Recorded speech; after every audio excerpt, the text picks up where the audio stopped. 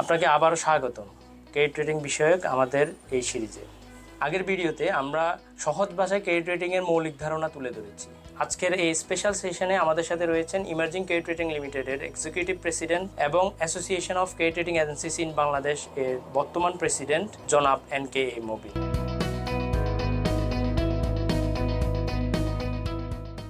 যদিও বাংলাদেশে credit rating agencies বহু বছর ধরেই অপারেশনাল, বাট বাজেল 2 ইমপ্লিমেন্টেশনের পর থেকে ক্রেডিট রেটিং ফিল্ড বাংলাদেশে গ্রো করতে থাকে এবং এই জার্নিতে জনাব মুবিন গুরুত্বপূর্ণ ভূমিকা পালন করেন। এই সময়ে উনার নেতৃত্বে বাংলাদেশের সবচেয়ে বড় credit rating agency emerging credit rating গড়ে ওঠে। আজকের এই সেশনে আমরা উনার অভিজ্ঞতার আলোকে জানতে চাইব ক্রেডিট রেটিং ফিল্ডে আপনার এবং আমার মনের ভিতর থাকা বিভিন্ন ধরনের প্রশ্নের উত্তর।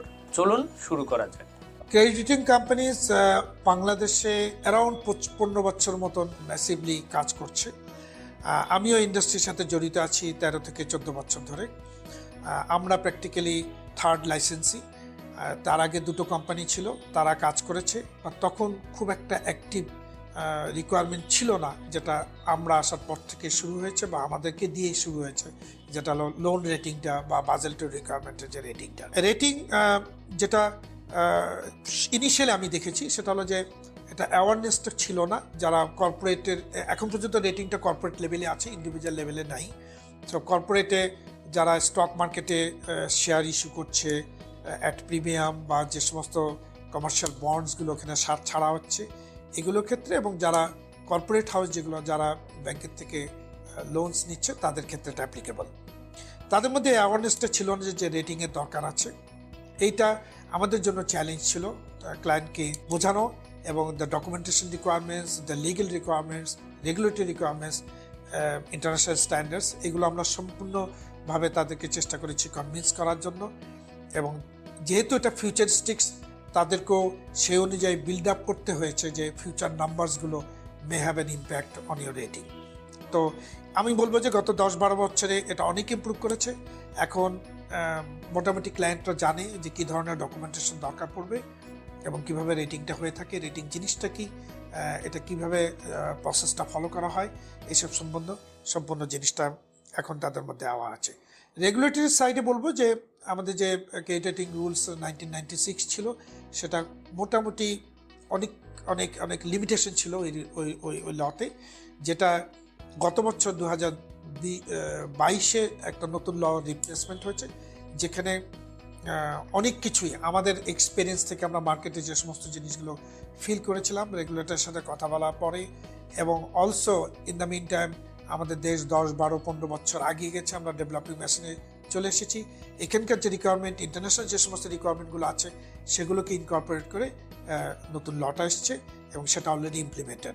নিউ ইন্ডাস্ট্রি হিসাবে আমরা শুরুতে একটা চ্যালেঞ্জ ফেস করেছিলাম, সেটা হলো যে VAT on credit rating services. As usual like any other industry, এটা 15% ছিল, যেটা আমরা পরে রেগুলেটরিদের সাপোর্টগুলো পেয়ে তাদেরকে কনভিন্স করার চেষ্টা করেছি যে ইন্ডাস্ট্রিকে ডেভেলপ করার জন্য ক্লায়েন্টের উপরে ইনিশিয়ালি একটা প্রেশার যাতে না হয়, because this an additional requirement for all clients. আমরা ভিএটিটাকে রিডিউস করতে পেরেছি এবং এখন এটা 7.5% হিসাবে আছে, যেটা আমি মনে করি কমফোর্টেবল। আর এটার সাথে যেহেতু যে ইস্যুটা আমাদের মাথায় প্রথমে এসেছে যে বাংলাদেশে রেটিং ইউজুয়ালি দুটো এরিয়াতে হয়ে থাকে, একটা হচ্ছে কর্পোরেট রেটিং বলি আমরা, আর একটা হচ্ছে এসএমই রেটিং। এসএমইটা বাংলাদেশ ব্যাংকের যে ডেফিনেশন আছে এসএমইর বা ইন্ডাস্ট্রি পলিসির যে ডেফিনেশন আছে আমরা সেটাকে ফলো করি। সো এসএমই কিন্তু অ্যারাউন্ড 80% অফ আমাদের ক্লায়েন্টসের। সো এই 80%টা এসএমইর বার্ডেনটা যাতে কমে থাকে তাদের রেটিং ফির উপরে, সেই জন্য ভিএটিটা একটা মেজর ইম্প্যাক্ট ফেলেছে ইন্ডাস্ট্রিকে ডেভেলপ করার জন্য। এটা আমরা করতে সক্ষম হয়েছি। তো এটাও একটা চ্যালেঞ্জ ছিল। রেগুলেটরি সাইডে আমি অলরেডি বললাম যে আমরা নতুন ল পেয়েছি, যেখানে অনেক কিছু ক্লিয়ার করা হয়েছে, অনেক ইন্টারন্যাশনাল রুলস রেগুলেশনসগুলোকে আনা হয়েছে ইন্ডাস্ট্রিকে ডেভেলপ করার জন্য, এবং সেটা আমরা পেয়েছি। আমি বলবো অ্যাওয়ারনেস অলরেডি ডেভেলপ করেছে, এখন সবাই মোটামুটি জানে ক্রেডিট রেটিং কী করতে হবে, কী ডকুমেন্টেশন দরকার পড়ে এটাকে করার জন্য, এবং এটার মানেটা কী, এই জিনিসটা আছে।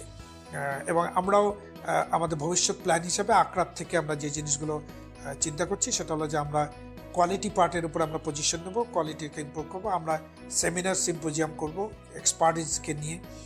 আমরা কেউ আমাদের 4-5 জন আমরা আছি এশিয়ান ক্রেডিট রেটিং ইউনিয়নের সাথে জড়িত আছি, যেটা এশিয়ান ডেভেলপমেন্ট ব্যাংক ফর্ম করেছে। সেখান থেকে আমরা এক্সপার্টস নিয়ে আমরা রেগুলেটরদের সাথে, আমরা লোকাল ইন্ডাস্ট্রি ইনসাইডারদের সাথে আমরা ইন্ডাস্ট্রিকে ডেভেলপ করার জন্য আমরা চেষ্টা করে যাচ্ছি এবং ভবিষ্যতে আমরা এর উপরে কাজ করছি।